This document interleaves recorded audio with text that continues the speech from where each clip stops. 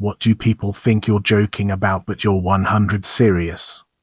That my nose has a bump on the bridge a bit because I was punched by a kangaroo as a child. Edit, since a few people are asking, definitely not as exciting as some of you think. I was 5 at Australia Zoo.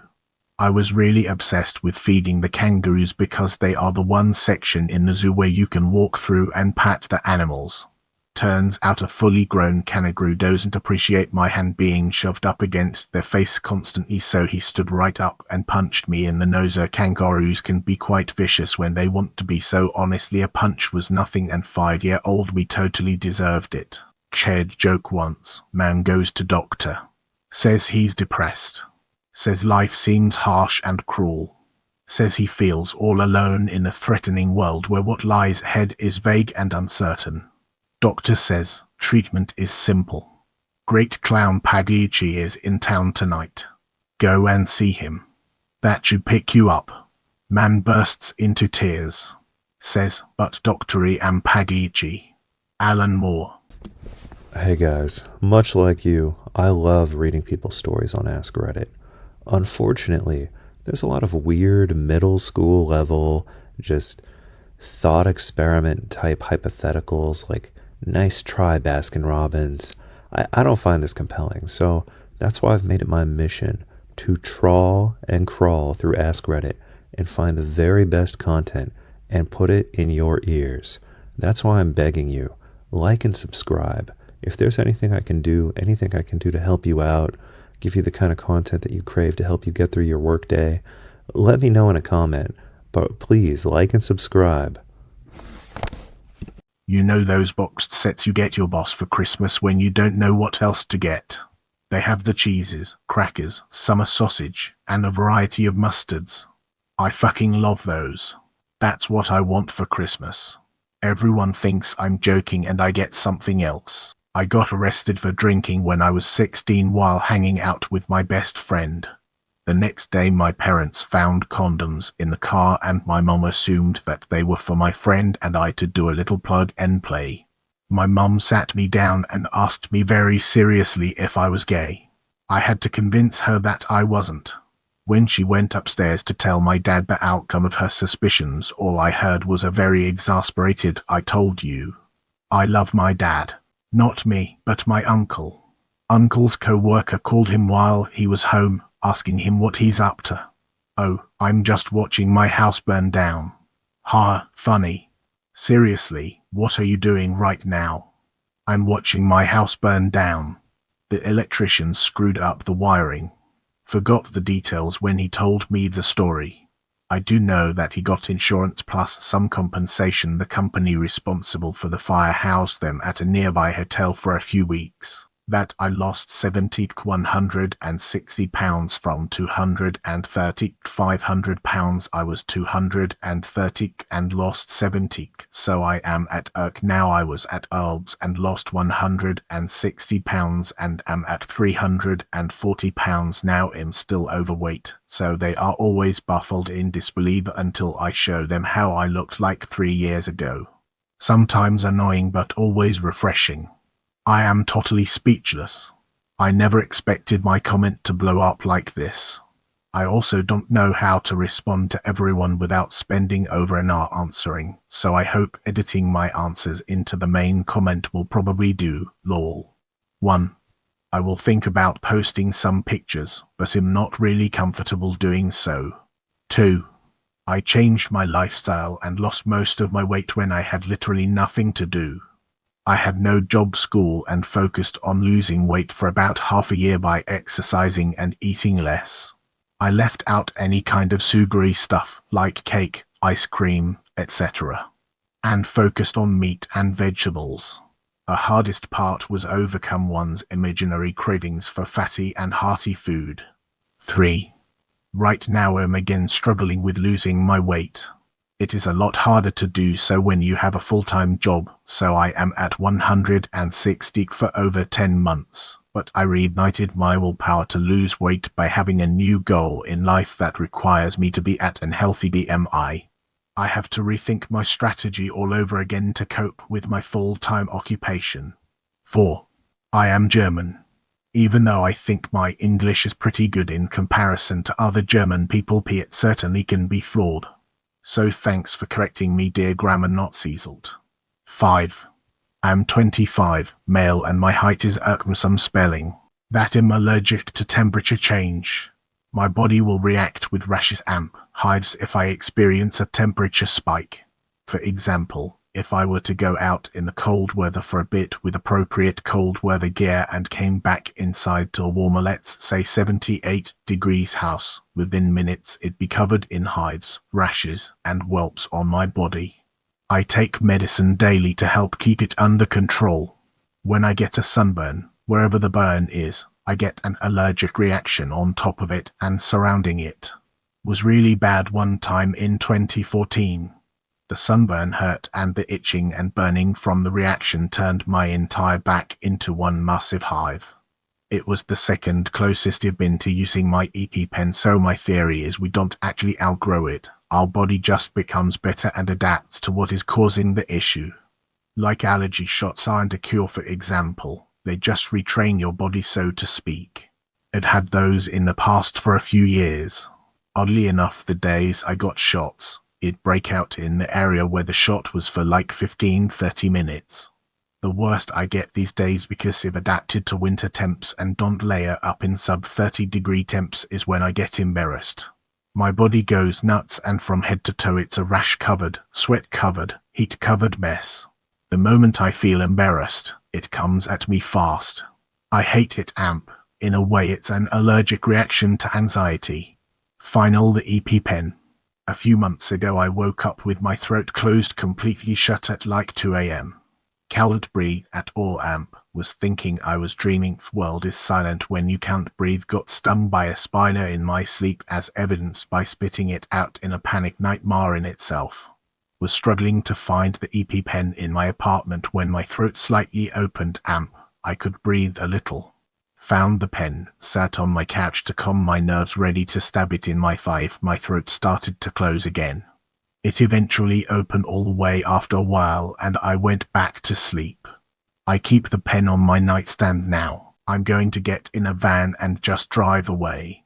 This comes up occasionally when people ask me what I'm doing after college, and people think I'm joking, but I'm dead serious. I want to live in a van and just drive around America having a grand old time for a while. Most raw cucumbers have a really strong taste to me. Know most people think they're basically tasteless. But not to me. Some people interpret this as me not liking cucumber. That's not it. I'm actually kinda okay with the taste. I love celery and crunchy green vegetables in general. It's just that if there's cucumber in there, the taste of cucumber is just too strong. It overpowers everything else. Family didn't believe me when I was growing up. Now that I'm an adult and can explain what's going on, they kind of do. It also helps that there's stuff online where other people are saying they have the exact same thing, maybe due to being sensitive to a particular chemical or something. Plus, one of my coworkers has a similar thing. People would laugh when I tell them 2 things. 1. I have a high cold tolerance. 2. I have autism. You'd never know I'd have the latter unless I told you. You don't know how many people have laughed at me. And then they stop and see I'm staring not at their eyes or nose and say, "Oh." Wow, this got a lot more replies than I expected. To those asking the most popular questions on this thread, 1. I don't tell people I have autism. It's mostly my mother who will blurt it out in conversation even if it isn't relevant. Sometimes I'll excuse myself for stumbling over my words by uttering out I have autism. 2. Eye contact is not the only symptom of autism. If you think you have autism, please do research on symptoms. Eye contact is not the only symptom of autism, and it does not mean you have autism either. 3. I usually look at inanimate objects when I don't make eye contact with people. I think it's a side effect of a lack of sleep, but who knows. If you guys have any more, send them my way. At this point, I might as well hop on over to Roma and do an AMA. I turned 36 this year, and I decided to focus on my physical fitness, so I bought a swim club membership. The only problem was, most of the time when I go swimming, I wind up getting an ear infection. So it turns out that normal earplugs, they kind of irritate your ear canal. They don't really work. They don't keep the water out. But there is an amazing kind of earplug. It's called Mack's Pillow Soft Silicone earplugs that, they feel great. They keep the water out 100%. They're reusable and they don't irritate your ear canal at all. No issues. If you've ever had a severe ear infection, you don't want to experience that again. It can permanently damage your hearing if you're unlucky. So investing in these earplugs is definitely a good idea.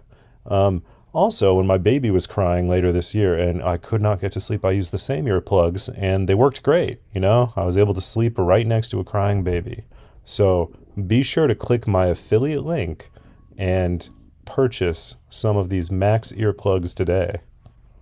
I was about 16, which was around 2007. I was skating around and had to take a massive dump. I was only 4 blocks away from home, but I knew I wouldn't make it. Luckily for me, there was a gas station nearby which had caught on fire, and it was pretty much just an abandoned building. I went inside and I couldn't get my pants off fast enough. I had finished my business and realized I didn't have anything to wipe with. I found something fluffy next to me and it seemed alright to use. Turns out I wiped my ass with fiberglass insulation. I remember having a very itchy asshole for weeks, and for so many people, migraine is just a fancy word for bad headache. But it's a whole separate category of headaches based on an inability to properly ignore certain stimuli. So, yes, the sunlight does cause me real physical pain and I have to lie down in a very dark room with earplugs in until it calms down. I was born with 5 congenital heart defects and 2 congenital lung defects. I have many other health issues. I've had 2 strokes and a heart attack by the age of 15. My first open heart surgery was done at about 10 hours old. I was also diagnosed with arthritis when I was 11. For some reason, some people don't believe me and think I'm joking, exaggerating. Some have even told me that it's impossible to have those things happen at a young age. This was even said to me as a teenager, when my scar is pretty visible. I've never seen myself without my scar. This was 1990, no smartphones of course. So my first photo was taken 3-4 days after I was born. And that's why congenital heart defects need more awareness. It's the number 1 birth defect. Happens 1 in 100 births. That means it's at a higher rate than all childhood cancers combined. People need to know that heart problems, heart attacks, strokes, arthritis, etc. is something that only happens after the age of 40. Even kids that were born with a healthy heart, things can and had happened. Television commercials for heart-lung meds needs to start showing people under the age of 4050. So it's showing people it happens in younger people. I hate cucumbers and my mum knew that, so when she'd make salads she'd make it with cucumber and then take them off my plate after. I always complained that she did that because I could still taste that cucumber used to be in the salad, and she never believed me because cucumbers almost taste like nothing. Then how do I know that there used to be cucumbers in here, Mom? You share some similarities to my son. He's also autistic and I have to force him into jackets so his school doesn't think I'm neglecting him. They yelled at me when I didn't have backup jacket for after he kept hiding them in school. He would be fine rowing through the snow shirtless if I let him. I woke up to a lot of awesome responses. Thank you so much for giving me insight. I'll try to answer as many as I can. Coworkers greet me every morning. How are you doing me? Well, I don't feel like killing myself. I guess that's good. They laugh. But I'm dead inside. Not happy enough to enjoy my life. Not depressed enough to want to kill myself. Anxiety is a bitch. So, tons of people are saying I'm making things uncomfortable to my coworkers. I do have a dark sense of humor in general, and I only say these things to co-workers that I'm close with, or at least to the ones that I converse with a lot on a daily basis. Trust me, no one takes it seriously. Also, I'm not mad my co-workers think I'm joking. That's my shtick. I'm the funny guy. I tell weird and ominous jokes a lot. Sometimes I can be obnoxious, but for the most part, they like my jokes. They laugh. Yes, I'm in therapy, and yes, I'm on meds. They're just not helping me as much as I want them to help me. This probably will never be seen. This was years ago, but senior year of high school, everyone is talking about their plans, where they wanted to go to school, dream jobs, etc. I had a shitty senior year. Some situations came up, and I came to the realization that I didn't have any real friends, nobody I could trust. So when someone asked me what I was going to do after graduation, I told them I would disappear. Sure enough, I had my car packed and ready to go. After graduation, we were all standing around, laughing and recalling stories. Halfway through someone's story, I walked away and never looked back. Got in my car, drove 12 hours away, changed my phone number, deleted my email address. I haven't been back to my home state ever since. I have no idea what sort of rumors have circulated about me. They probably all think I died or something. Didn't think this would get this much traction. I've got no plans all morning, just watching some amputees go swimming. Feel free to ask me anything. I plan on responding to every comment I get for the next few hours, but I just want to put up 2 things for people to see. The first is from the song Le Banquet by Quell. It's a collection of audio samples from a few speeches. I just want to say this right now, that regardless of what they say about it, there is nothing new, only different. To never forget this future is to those who take it full. I say that nothing is easy, and the best things are the hardest. The second is how I have made every major life decision since leaving home. It's a really easy trick. Flip a coin. It doesn't matter what the outcome of the coin flip is, because in that brief moment when the coin is flipping through the air, you'll know what you really want. My entire time at university was this non-stop. You don't drink. Why don't you drink? You should drink. I will buy you a drink. Here, even though you told me not to, I bought you a drink. I bought you a drink. You should drink it. Hi, yes, whilst you were in the toilet, I did add vodka to your water. How did you tell without drinking it? Vodka and water don't mix. Really?